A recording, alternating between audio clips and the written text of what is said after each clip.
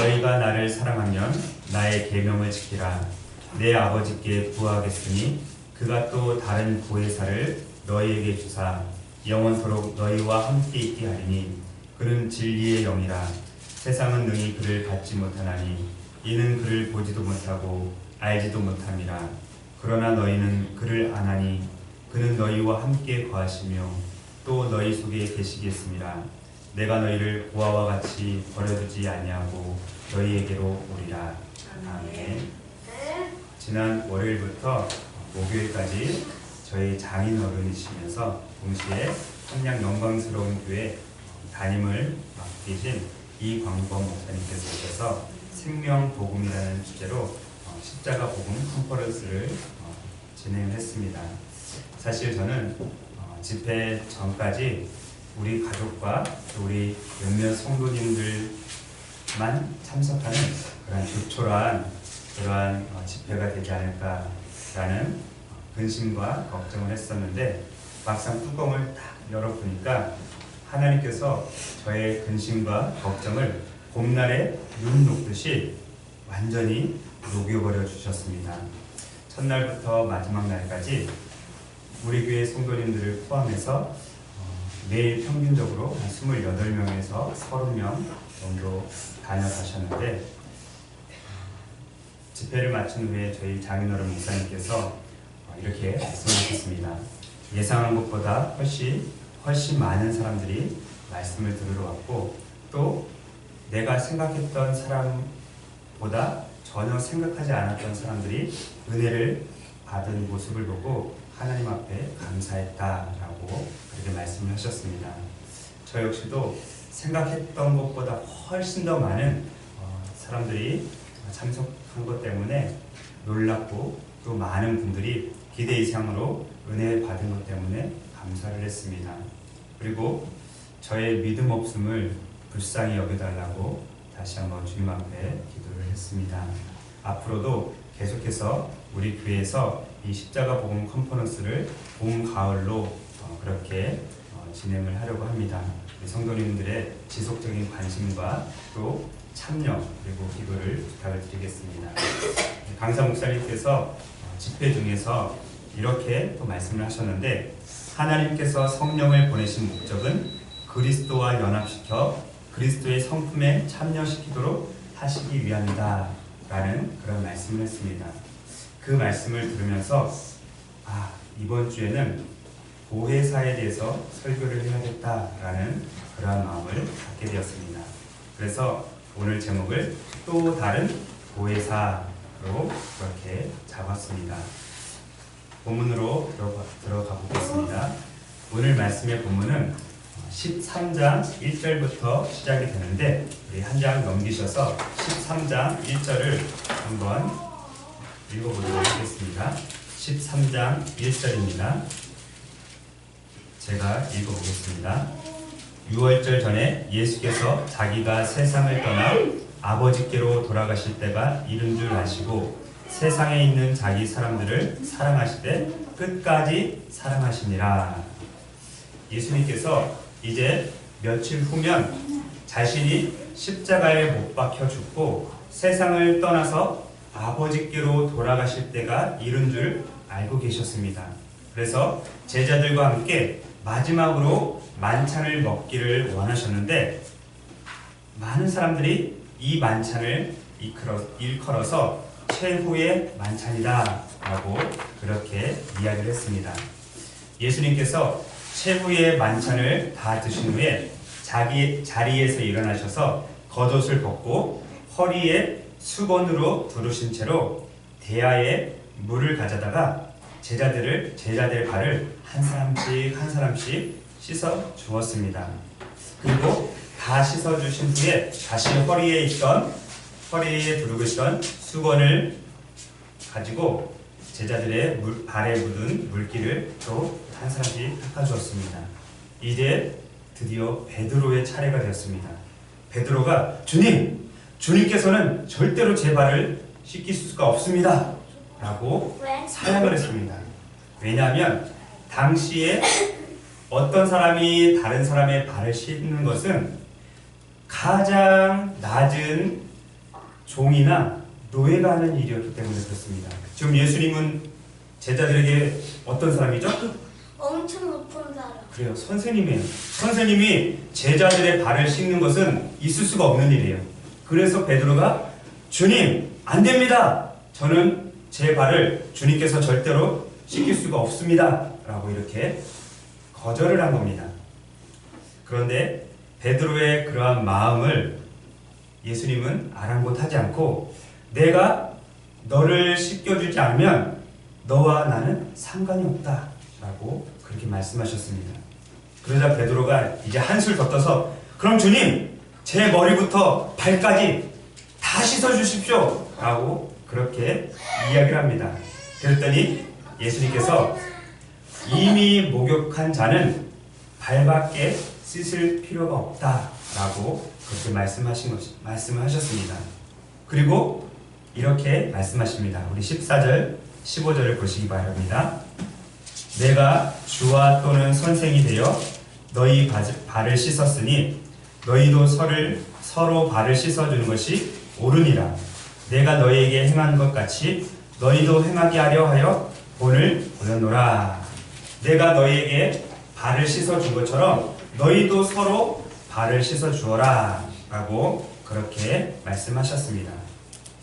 여기까지 말씀하신 주님께서 이제 괴로운 마음을 억제하면서 이렇게 말씀하십니다. 너희 중에 하나가 나를 팔 것이다.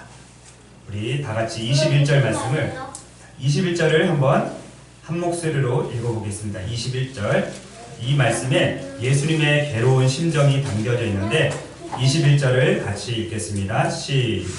시작. 예수께서 이 말씀을 하시고 심령이 괴로워 증언하여 이르시되 내가 진실로 진실로 너희에게 이르노니 너희 중 하나가 나를 팔리라 하시니. 너희 중에 제자들에게 너희 중에 한 사람이 나를 팔 것이다 라고 그렇게 말씀을 하신 것입니다. 우리는 언제 어디서 어떻게 죽을지 전혀 모릅니다.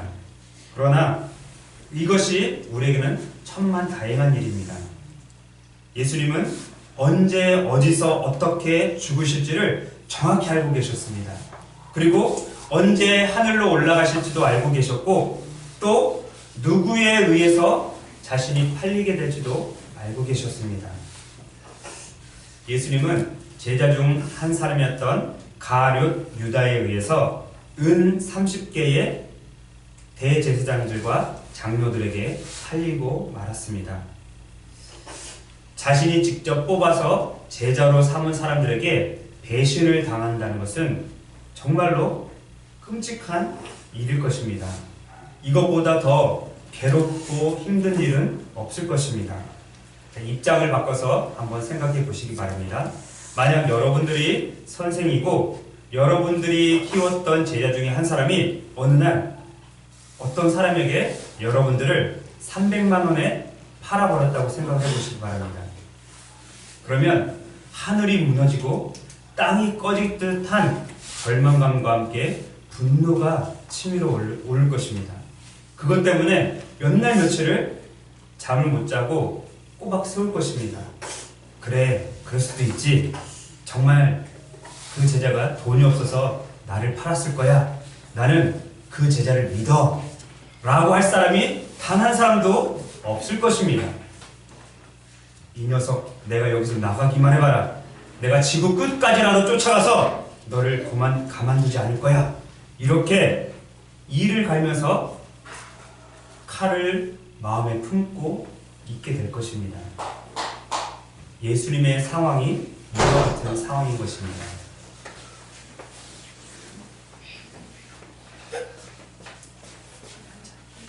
그 사실을 너무나도 잘 알고 계셨기 때문에 예수님의 마음이 정말로 괴로우셨던 것입니다.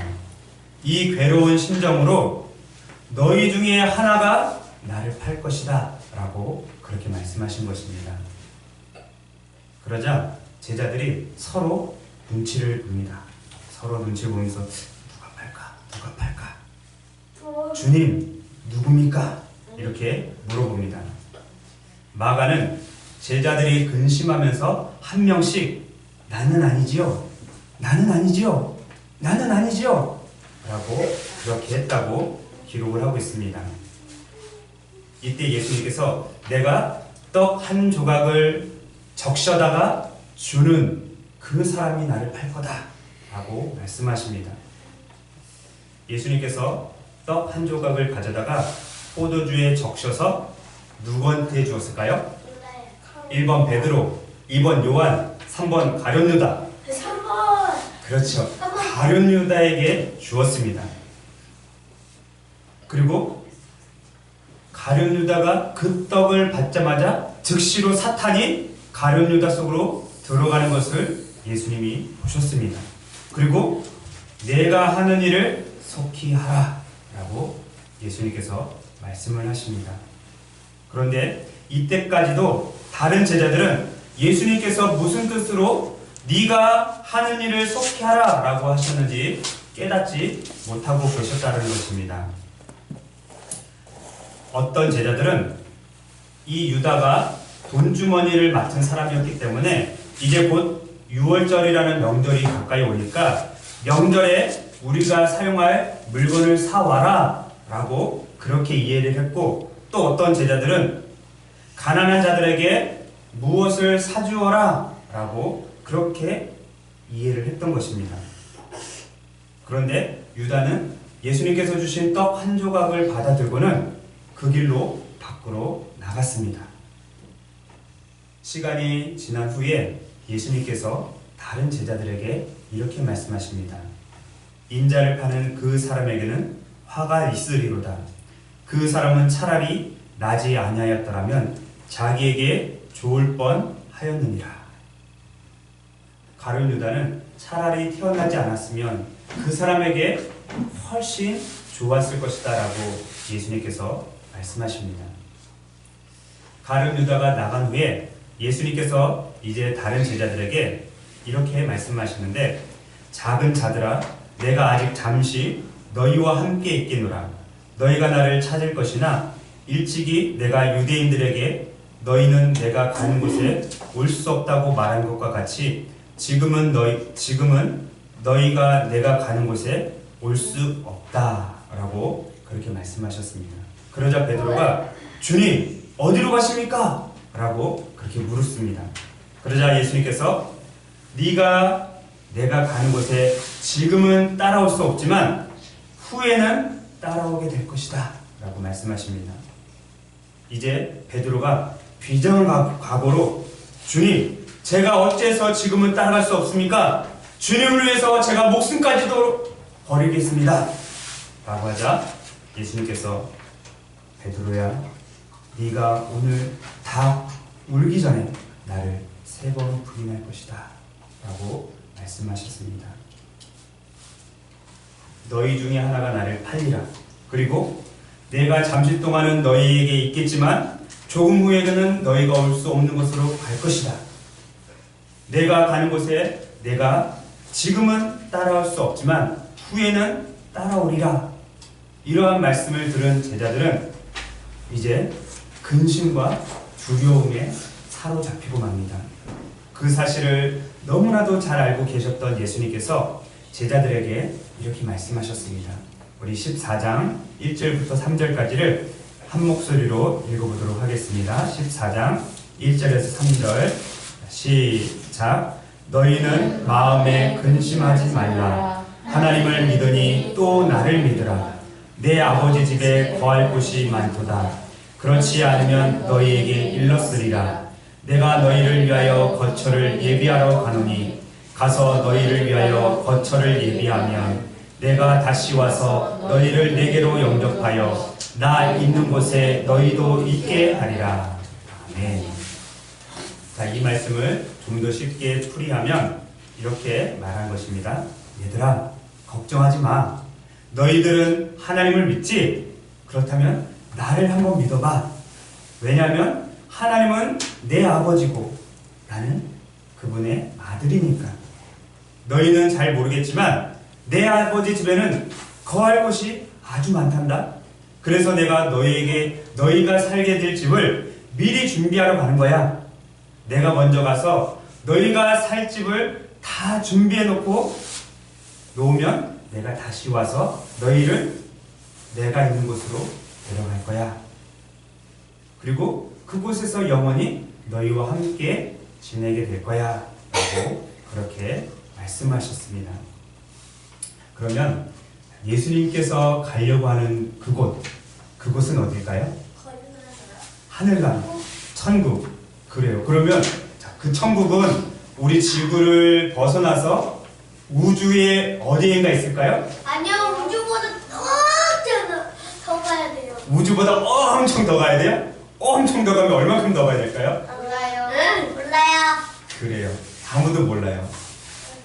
아무도 모르는데 며칠 전에 목사님이 인터넷에서 한 영화를 봤어요.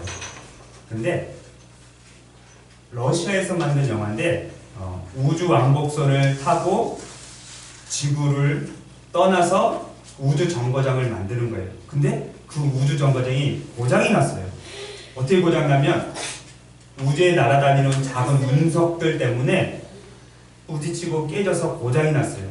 그래서 그 정거장을 다시 정상 궤도로 바꾸는 게 임무였어요.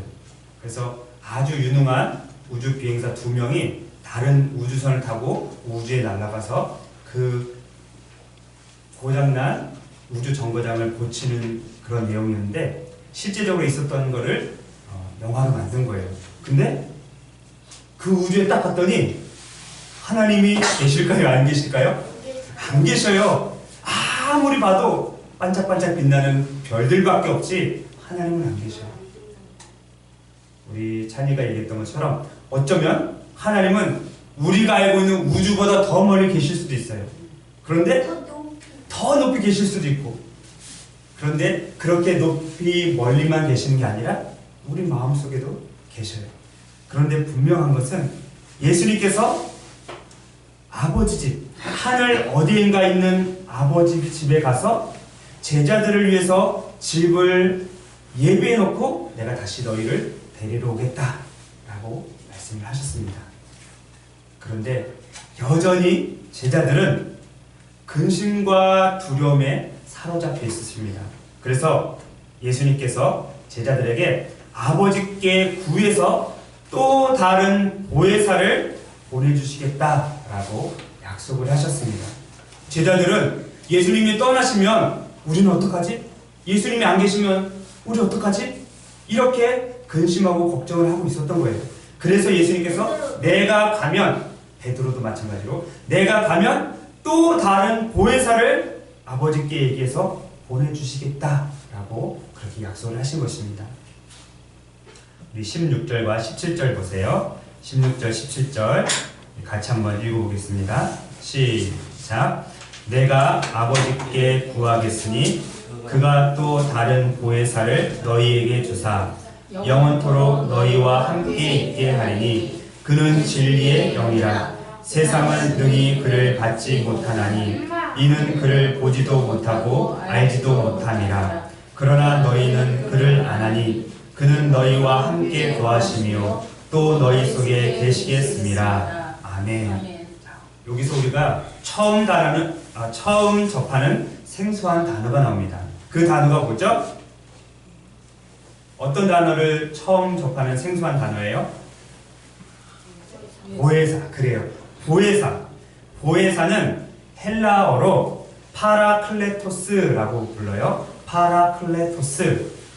이 파라클레토스는 신약 성경과 구약 성경에 딱 5번밖에 안 나와요.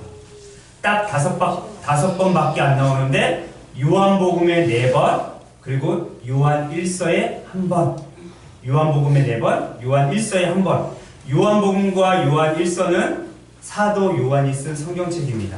그런데 이 단어의 뜻은 대언자, 위로자, 돕는 자, 보호자라는 뜻을 가지고 있습니다. 16절을 자세히 보면 그냥 보혜사가 아니라 어떻게 돼 있죠? 그렇죠. 또 다른 보혜사. 또 다른 보혜사라면 이미 보혜사가 또 있다는 얘기잖아요. 그쵸? 또 다른 보혜사면 이미 보혜사가 있다는 얘기인데, 그러면 이미 있는 이 보혜사는 누구일까요? 하나님? 하나님? 성령? 성령님? 아니면 천사? 자, 원래 이미 계셨던 보혜사는 바로 예수님이십니다. 자, 우리 요한 1서 2장으로 한번 가봅시다. 요한 1서 2장. 자, 원래 지금 본문 표시해 놓고 요한 1서 2장으로 가봅시다. 자, 본문을 잘 표시해 놓으세요. 요한 1서 2장 1절입니다. 요한 1서 2장 1절, 신약성경 388페이지, 요한 1서 2장 1절, 388, 요한 1서 2장 1절입니다. 388페이지, 요한 1서 2장 1절. 구성아 위에 388, 거의 다 찾았다. 한 장만, 찬이도 388, 됐어요. 아니, 앞으로 가야지. 요한 1서 2장 1절. 주의 찾았니?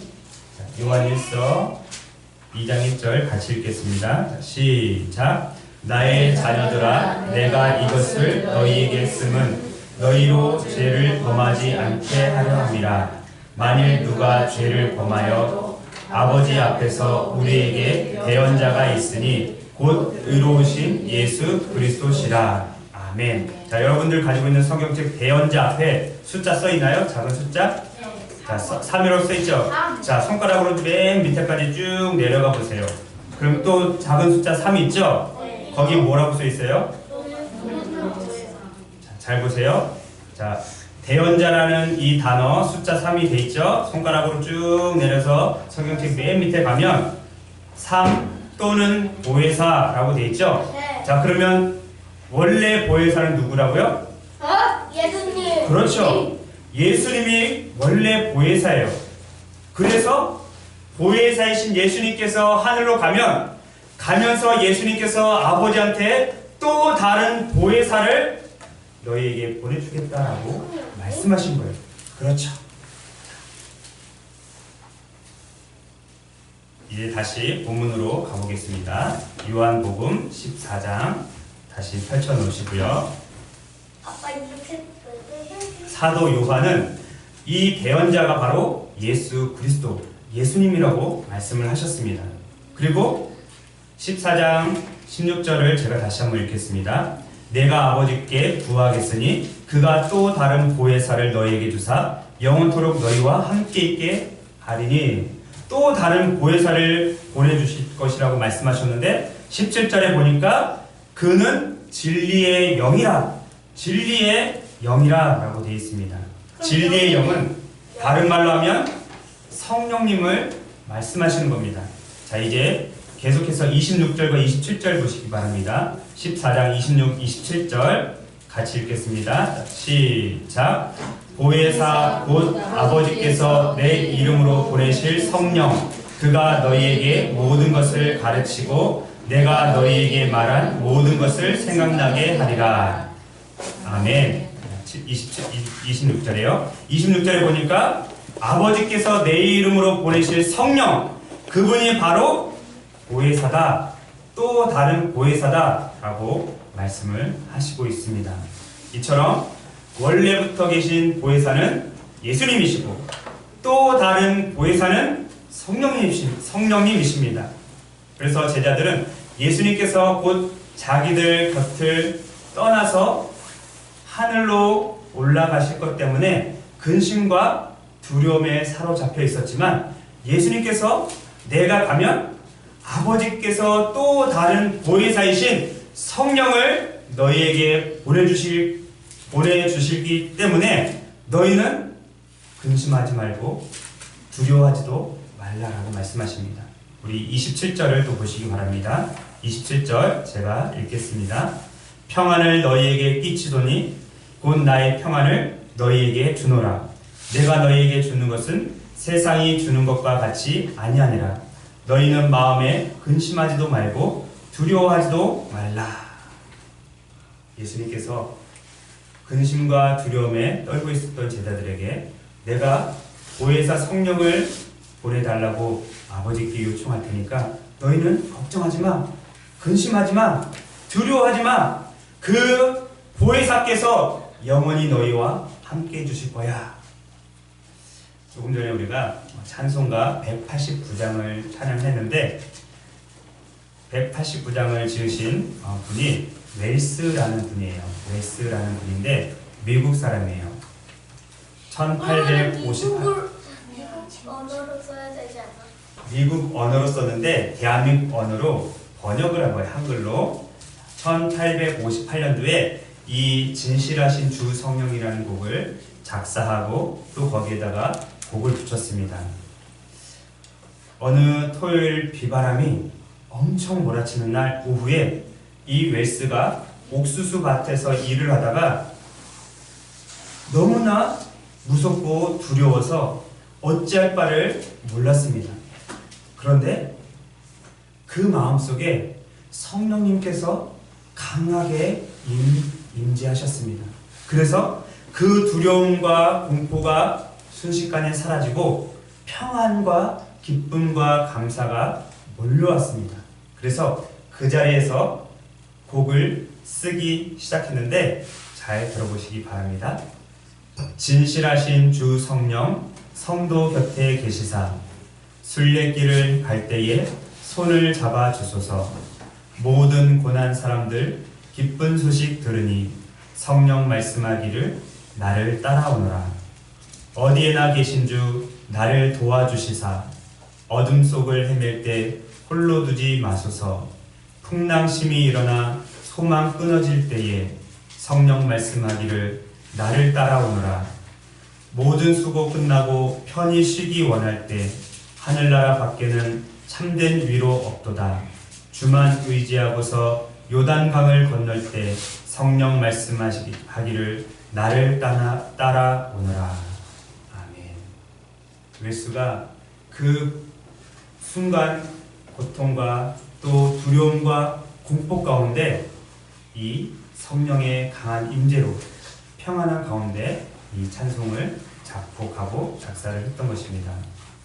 사랑하는 생명빛 교회 성도 여러분, 3년 동안 예수님과 동고동락했던 제자들조차도 예수님께서 자신들의 곁을 떠나서 곧 없어지기 때문에 하늘로 올라갈 것을 알았기 때문에 근심과 두려움과 공포에 사로잡혀서 어찌할 바를 몰랐습니다. 그때 예수님께서 근심하지 마라, 걱정하지 마라, 두려워하지 마라. 내가 아버지께 구해서 또 다른 보혜사이신 성령을 너희에게 보내주실 것이다. 그 성령께서 영원히 너희와 함께 해주실 것이다 라고 그렇게 말씀을 해주셨습니다. 우리가 인생을 살아가면서 우리의 연수에 맞게 나의 힘으로 도저히 감당하기 어려운 근심과 걱정과 두려움을 만날 때가 있습니다.